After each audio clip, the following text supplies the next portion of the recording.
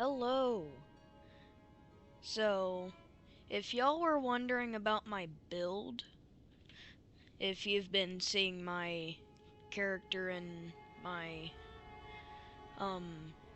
videos, you've probably been wondering what kind of build I've been running. I've been running a strength build. It's mainly focusing on strength and faith, but you don't need that much faith. It's only for the buffs. My buffs are Flame Grant Me Strength, Bestial Vitality, Golden Vow, and Dragon Bolt Blessing. They all kind of stack together, especially Flame Grant Me Strength and Golden Vow. Flame Grant Me Strength boosts your physical attack damage by a little bit, then Golden Vow also stacks with it and increases your physical attack damage by a little bit. But Golden Vow upgrades your defenses, and Flame Grant Me Strength also enhances your fire attacks if you're having a fire build. Then the Bestial Vitality slowly restores your HP so that I don't randomly die to something stupid. In my Physic Flask, I have a tier which automatically restores HP when I'm almost dead, and I also have one that makes me more able to break someone's stance and get the riposte off. So I would be hitting them with both my anchor and my pickaxe, and they would be stance broken faster, and you can hit them and get a riposte off. My armor is just decorative. You don't need a certain armor. I don't know if there's any armor that boosts your strength, but if there is, you might want to have that on, but I would just go for Knight's Cavalry set. It's kind of hard to get, but it's all for the fashion. You don't need any armor at all. For your talismans, all you need are defense talismans. That way you don't, die to a random strong attack. One of them is for health, which is this one. It boosts your HP by a lot. You don't need to have this one. These three other ones, especially this one, are good. These three are all in the base game. You don't need to have the DLC to get them. You do need the DLC to get this one though, so it doesn't really matter which one you get as long as you get a health one and a defense one. So this talisman right here is called the Dragon Crest Great Shield Talisman. It enormously boosts your physical damage negation, so if someone were to hit you with a regular attack not infused with any kind of other attack damage or whatever, they won't do as much damage, and I'll show you. This is without the Dragon Crest Great Shield.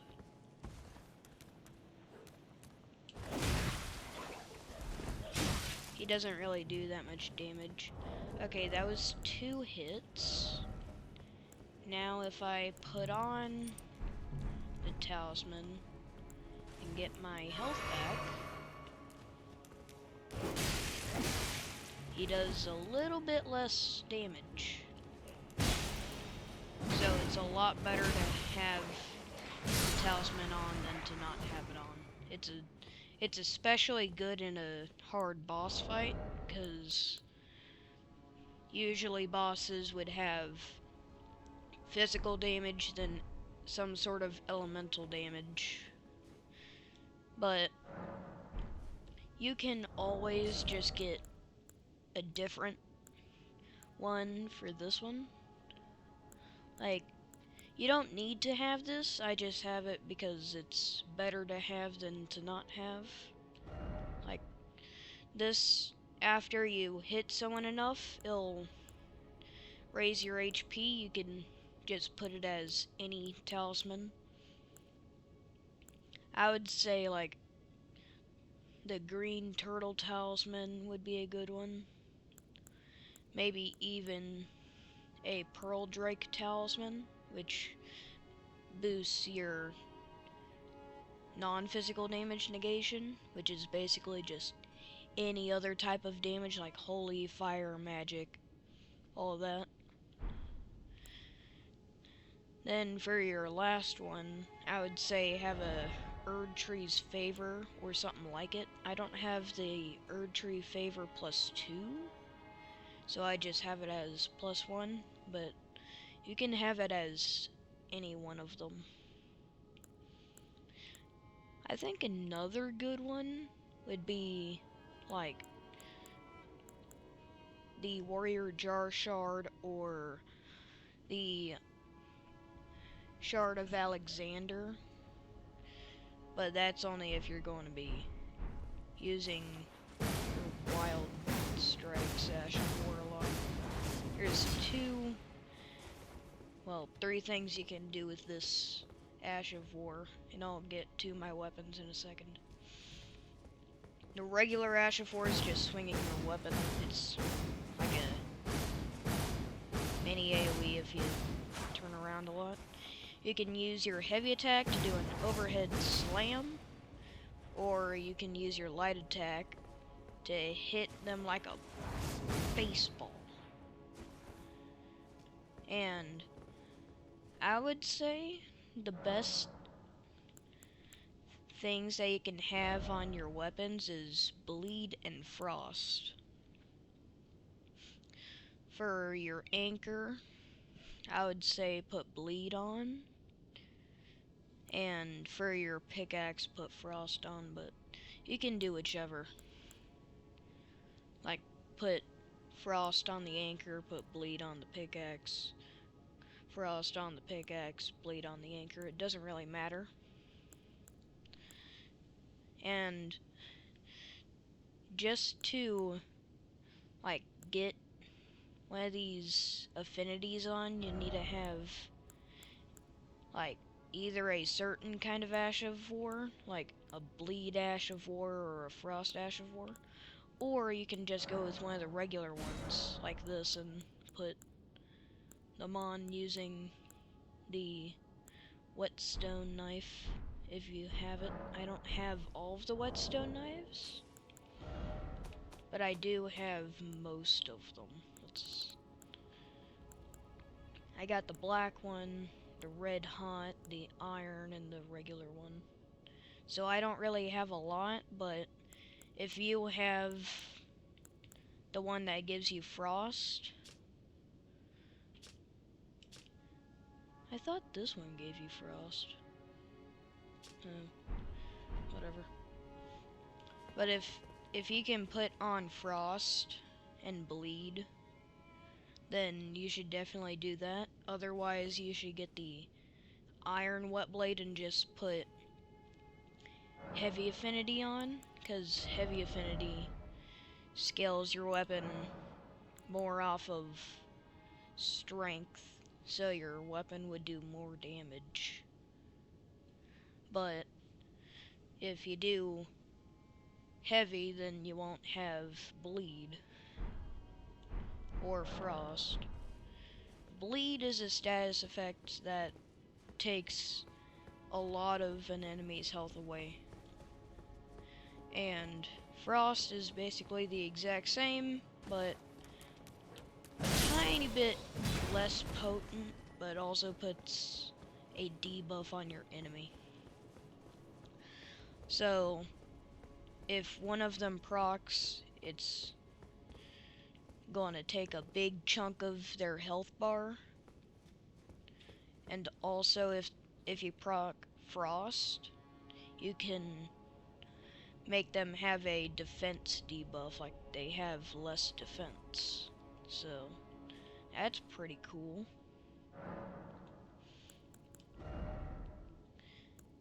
And I'm going to tell you where to get both of these. For the anchor, you want to go through the entire Morn tunnel. There's going to be a Leonine Misbegotten. Actually, I don't even think it's a Leonine Misbegotten. But it's one of those...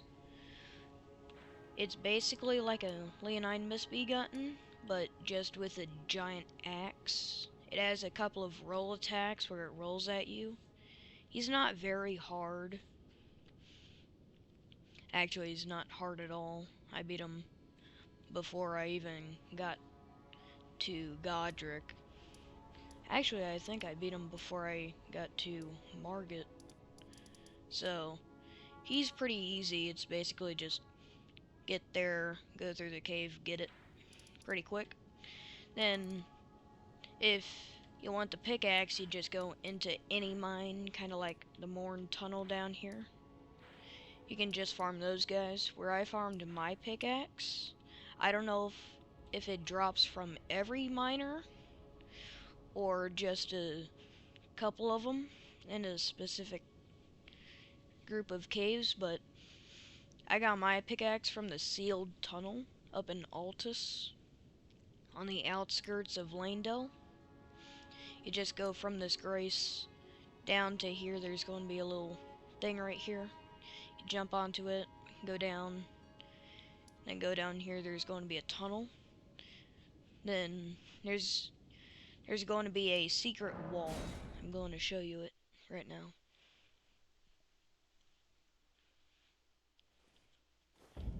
So there's going to be a secret wall in the cave. It's along the right wall. And it's pretty easy to see that it's a illusionary wall. There's also going to be a chest right there. It's a smithing stone bell bearing, I believe. If you want to get a little bit of smithing stones, maybe somber smithing stones, I'm going to check right now. So you would head down here. There would be a cave over here behind the land squirts, or whatever they're called. I think they're called that.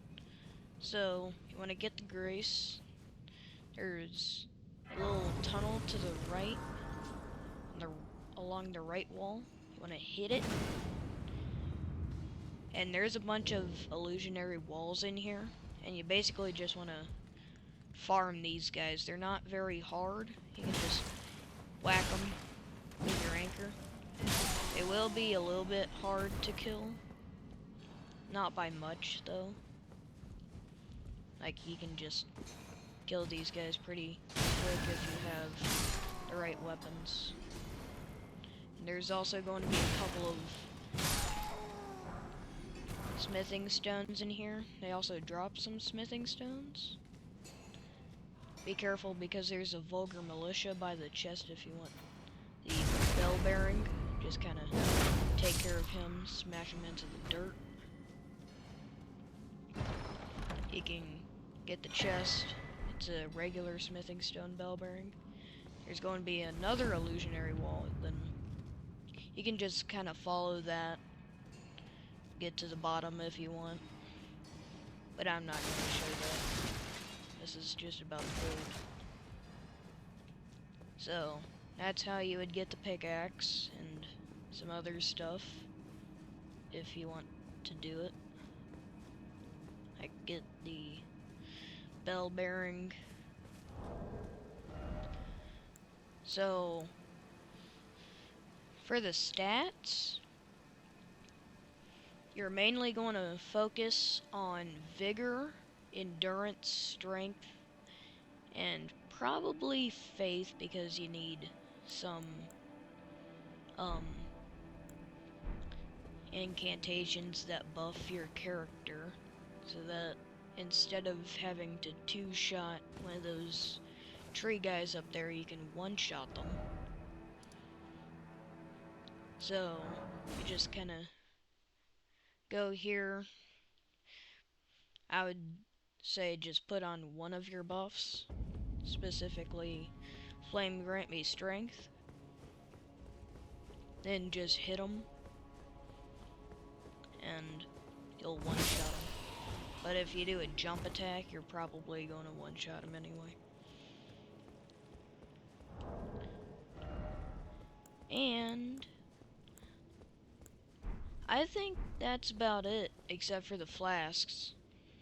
Like, if you want to do 3 buffs, you just need a total of 3, like, mainly Flame Grant Me Strength, Bestial Vitality, and Golden Vow. You can also put Dragon Bolt Blessing. It just raises all of, well, most of your affinity buffs. Like, you get procced less with them, especially Death Blight, which is that last bar. And I think it helps if anybody hits you. I need to remember.